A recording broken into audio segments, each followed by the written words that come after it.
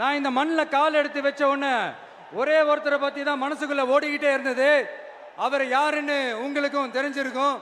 சினிமானாலும் சரி, அரசியல்னாலும் சரி, நமக்கு ரொம்ப ரொம்ப பிடிச்சது புரட்சி தலைவர் எம்ஜிஆர் அவர்கள் தான். அவரோட பழகிறதுக்கு எனக்கு வாய்ப்பு கிடைக்கல. ஆனா அவரை மாதிரியே குணம் கொண்ட என்னுடைய அண்ணன் புரட்சி கலைஞர் கேப்டன் விஜயகாந்த் அவர்களோட பழகிறதுக்கு எனக்கு நிறையவே வாய்ப்பு கிடைச்சது. அவரும் இந்த மதுரை மண்ணை சேர்ந்தவர் தானே, அவரை மறக்க முடியுமா?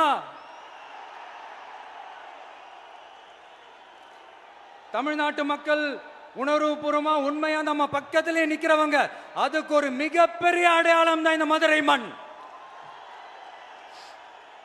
நம்ம தமிழக வெற்றி கழகம் கையில் எடுத்திருக்கிற அரசியலும் அப்படித்தான்.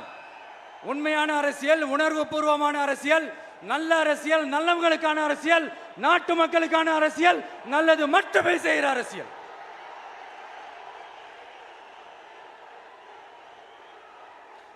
இதோ நம்மளுடைய இந்த 2வது மாநில மாநாடு வாகை சூடும் வரலாறு திரும்புகிறது.